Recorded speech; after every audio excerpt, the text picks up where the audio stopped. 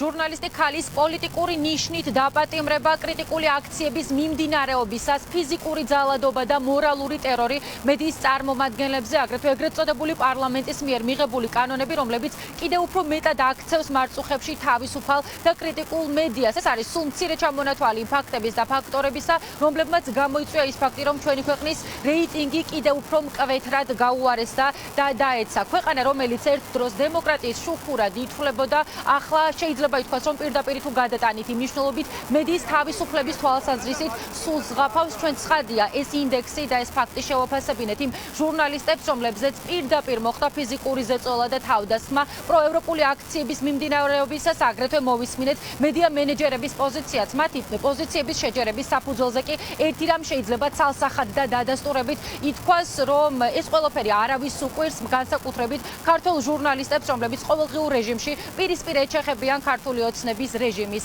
სისასტიკეს. ისინი ამბობენ, რომ იმ ყველაფრის გათვალისწინებით, რაც სრულიად ქართულმა საზოგადოებამ ნახა ამ აქციების მიმდინარეობისას, ეს მოცემულობა სრულიად მოსალოდნელი იყო და ხშირ შემთხვევაში შეიძლება ითქვას, მათ ისიც კი უყვირთ, რომ ჩვენი ქვეყნის ინდექსი უფრო მკვეთრად არ არის გაუარესებული. რეიტინგების თქვათ უკანსulis ერთ-ერთი მიზეზი მთავარი ალბათ ისიც არის, რომ მხოლოდ მედიებს არსებობის უფლება და საშუალება რომ აღარ აქვს და კანონებს იღებენ დრაკონულს, ეს კი არ არის მთავარი პრობლემა. მთავარი არის ის, რომ ჟურნალისტებს ფიზიკურად გადარჩენისთვის უწევთ ბრძოლა იმისთვის, რომ უბრალოდ ცოცხლები იყვნენ, რომ ეს საქმე აკეთონ, ვიდრე ამის შესაძლებლობა მიეცემათ, ხო? კი ეს არის ეს ხელისუფლება, ვინც გვეუბნება თან, რომ ევროკავშირისკენ ღირსეულად მიდის და თან ჟურნალისტებს კლავს ან თუ ვერ კლავს, მერე არც იძიებს იმას, ვინც ამას ცდილობდა, ხო? ეს არის ქართული ოცნება დღეს და მეუხერხულება კიდევაც ამ სახელის წარმოთქმა, იმიტომ რომ ქართულიც ძალიან კარგი სიტყვაა და ოცნებაც თავის თავში, ხო?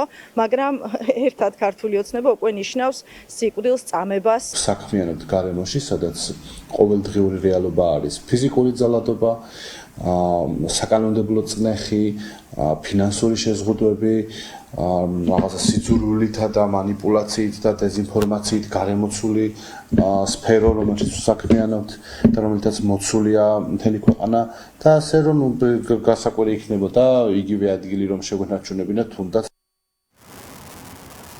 სოფლიო პრესის თავისუფლების ინდექსში საქართველოს რეიტინგის მკვეთრად გაუარესება არ უყვირთ მესამე სექტორის წარმომადგენლებს და იურისტებს. ისინი აცხადებენ, რომ ამ აქციების მიმდინარეობისას განსაკუთრებით მოხდა არაერთი ფიზიკური ზეწოლა, მორალური ტერორი ჟურნალისტებზე, აგრეთვე დაზიანდა ტელევიზიებისა და სააგენტოების კუთვნილი ტექნიკაც. ეს ყველაფერი კი სიმპტომატურია და მათ აძლევს იმის საფუძველს თქვან, რომ ეს მოცემულობა გასაკვირი არ არის. რაც ყველაზე მთავარია, მათი მთავარი აქცენტი გაკეთდა იმაზე, რომ არც ერთი მოძალადე ამ დრომდე არ არის დასჯილი, რაც არის ღია დადასტურება და დემონსტრირება იმისა, რომ ეს ეგრეთ წოდებული ხელისუფლება პირდაპირ ახალისებს ძალადობას მედიის წარმომადგენლებზე, იმ ადამიანებზე, რომლებიც ყოველდღიურ რეჟიმში აწვდიან საზოგადოებას ინფორმაციას ქართული ოცნების მოღალატეობრივ პოლიტიკასთან დაკავშირებით.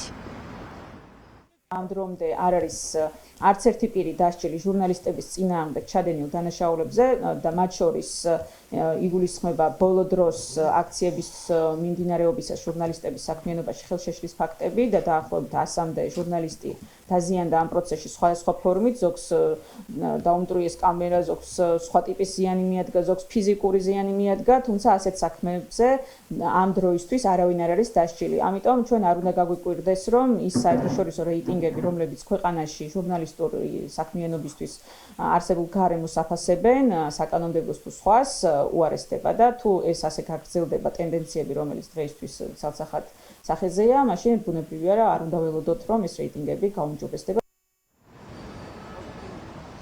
ეგრეთ წოდებული ხელისუფლება, რომელიც მუდმივად მშვიდობაზე საუბრობს, ჩვენს ქვეყანას მსოფლიოს ჟურნალისტებზე ძალადობით აცნობს. სწორედ ეს მოცემულობა აისახა ინდექსზეც ჩვენმა ქვეყანამ უკან 11 ნაბიჯი გადადგა ჟურნალისტებისა და მედიის წარმომადგენლების თავისუფლების თვალსაზრისით, როგორც მოვისმინეთ კომენტარები იმ ყველაფრის გათვალისწინებით, რაც საქართველოში მოხდა განსაკუთრებით ბოლო პერიოდში, ეს მონაცემები კიდევ უფრო მსუბუქია.